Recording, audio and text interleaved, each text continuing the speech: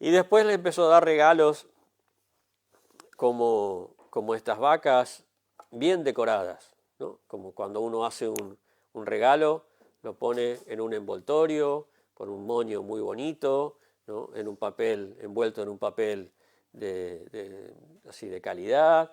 Entonces, es una presentación, ¿no? Cuando hacemos una presentación la queremos hacer linda, ¿no? Que genere expectativa, que genere una buena recepción de la persona, decir, ay, qué lindo envoltorio, ¿no? Es lo primero que se ve.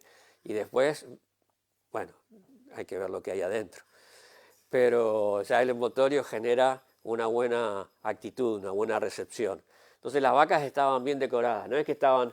el tema de la vaca y la vaca sagrada es un tema, a mí personalmente me pone los pelos bastante de punta, porque se ha usado durante muchos años, especialmente durante la colonización inglesa y cuando comenzaron todos los movimientos de independencia en la India, ¿no? Usaron mucho el tema este de la vaca sagrada para desprestigiar la cultura de la India, ¿no? Presentando esta cuestión como una superstición religiosa primitiva, ¿no? De que adoraban la vaca como si fuera Dios o como si fuera, ¿no? Tomaban diferentes cosas de las escrituras fuera de contexto y utilizaban ese mensaje para hacer, primero que durante muchísimo tiempo lo que quisieron hacer fue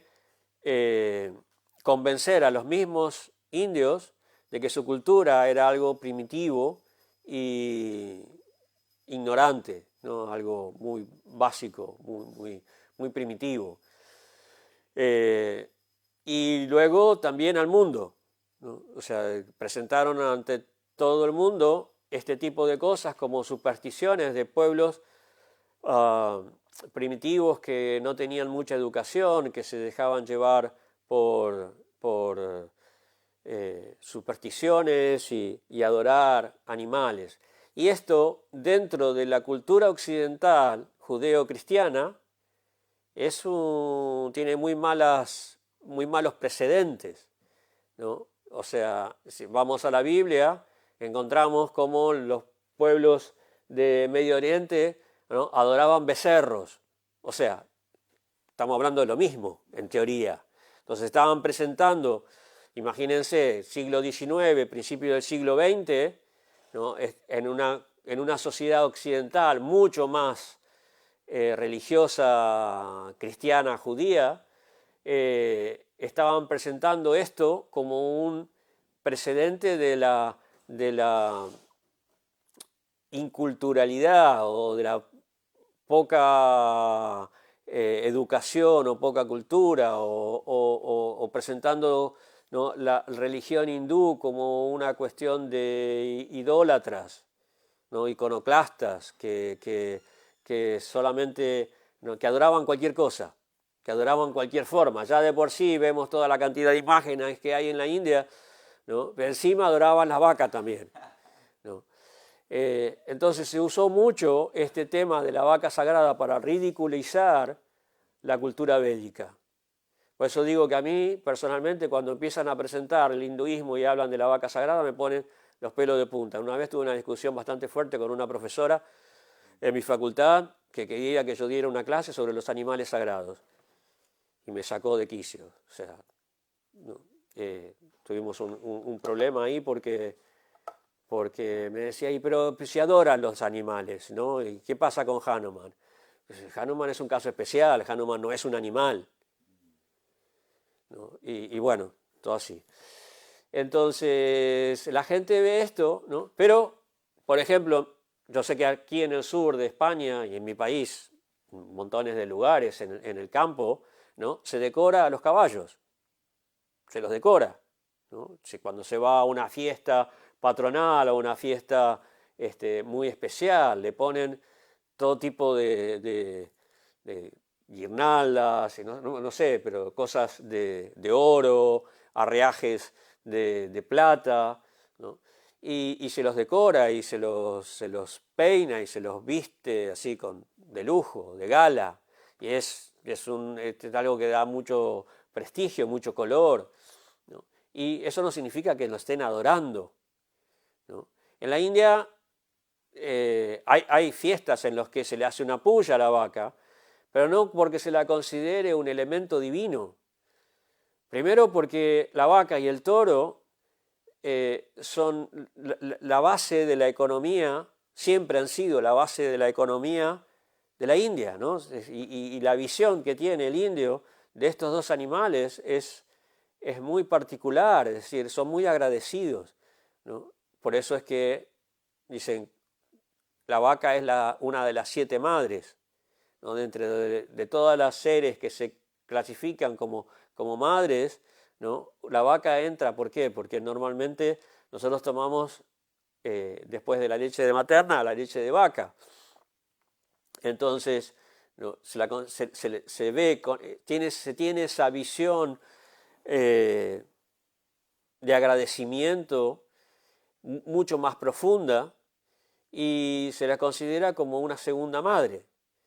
Entonces, ¿cómo la van a matar, ¿no? Y el toro es quien ara, o sea, quien cultiva el campo, quien es una herramienta fundamental para cultivar el campo, para poder generar granos, ¿no? Incluso hay muchos lugares durante el monzón que no se pueden cultivar si no es con bueyes de agua. No se pueden usar tractores, incluso hoy en día. Dependen de los bueyes de agua, ¿no? Porque no se pueden usar maquinaria, no, o sea, cuando llueve y llueve y llueve y llueve, ¿no? Y tienen que sembrar, hacer los sembradíos de arroz, por ejemplo, necesitan a los bueyes de agua. Entonces el toro y el buey es fundamental en la economía. Entonces es una cuestión de agradecimiento. Todo ese respeto, esa veneración que se les da es una cuestión de agradecimiento, no es una cuestión de una superstición primitiva, de una supuesta espiritualidad. No tiene nada que ver con eso, ¿no? Hay una conciencia de relación con la naturaleza, ¿no? El indio, la persona que sigue la cultura védica tiene una conciencia con la naturaleza, de relacionamiento con la naturaleza, que no la tenemos en Occidente, donde nos hemos encerrado en estas ciudades, ¿no? Estos bosques de cemento, ¿no? En Occidente nuestra cultura se ha desarrollado siempre en un contexto urbano, ¿no? Los griegos y los romanos desarrollaron una cultura urbana, ¿no?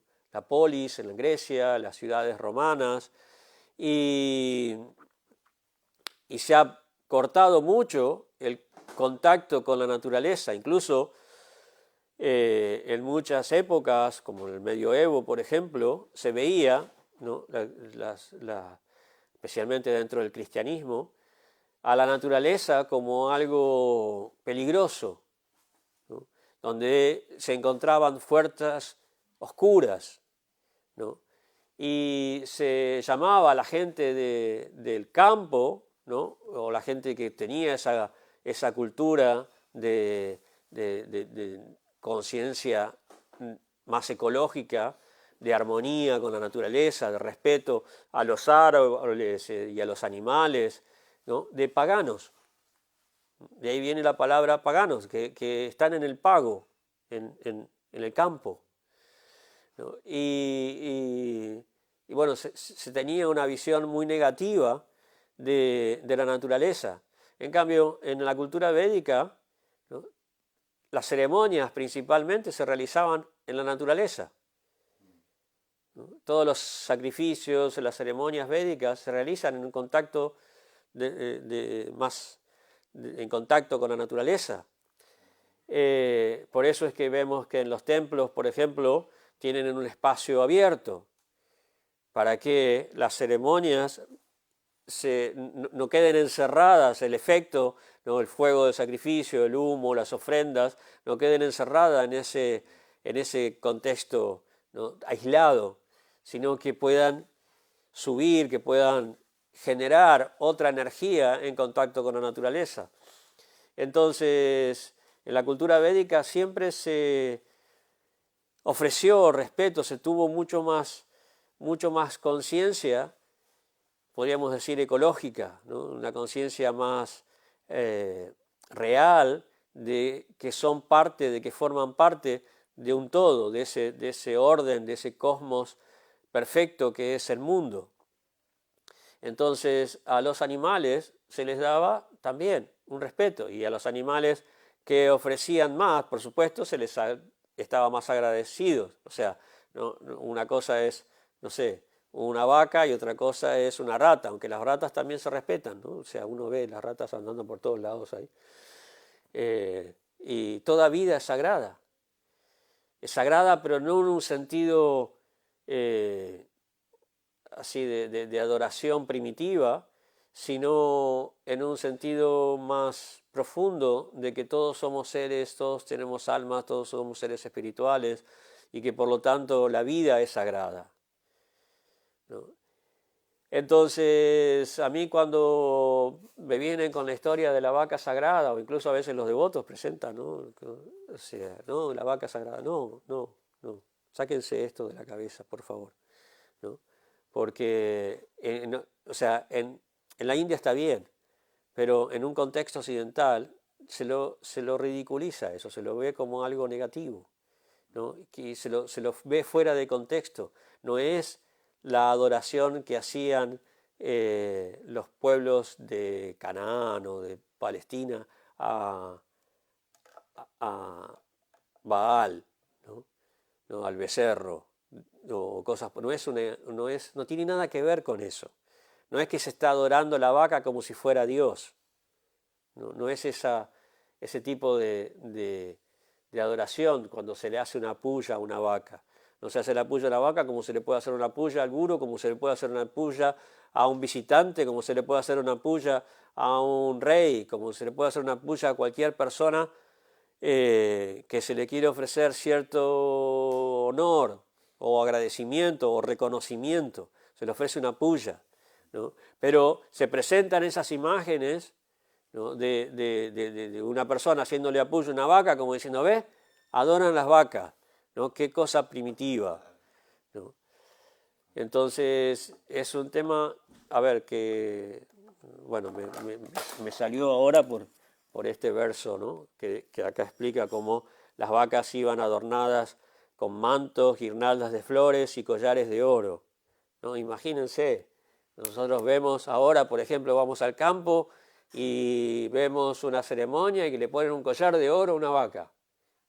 O sea, si no entendés el contexto, no lo entendés, ¿no? Si uno no se ubica un poco en las circunstancias y cómo es, no lo entiende, ¿no? ¿Cómo se le puede poner un collar de oro a una vaca, ¿no?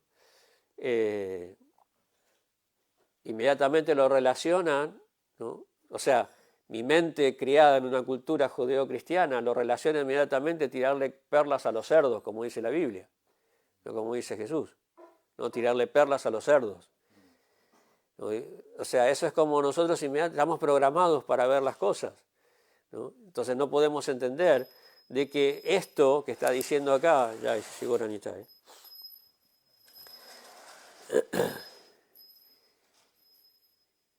no podemos entender que esto que está diciendo acá es un regalo que se le está haciendo a una persona con una envoltura agradable, ¿no?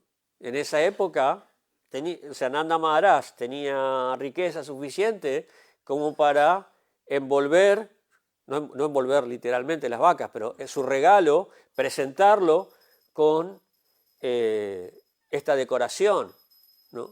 Collares de oro, guirnaldas de flores, mantos. Imagino que los mantos serían así de mucha calidad, muy costosos. ¿Por qué? Porque lo que quería Nanda Maharaj era que los brahmanas se sintieran inspirados y bendecidos, bendecidos a su manera, o sea, con una buena reciprocidad, y pudieran hacer llover sus bendiciones al niño, ¿no? Y bueno, lo que hacían esos brahmanas, normalmente el brahmana tiene seis funciones, 6 actividades. Una de ellas o 2 de ellas son recibir regalos, o recibir caridad y dar caridad. Entonces lo que hacían los brahmanas normalmente era que no era que iban y guardaban en el banco, ¿no? o en la casa, ¿no? Sino que distribuían esto. ¿Por qué se le daba a los brahmanas? No porque fueran la casta superior y tenían que, no sé, ¿no? recibir. No, brahmana, una de las características del brahmana es que es austero, ¿no? Austero significa que no se vuelve loco en el Black Friday, ¿no? Usa y tiene lo que necesita y nada más, ¿no?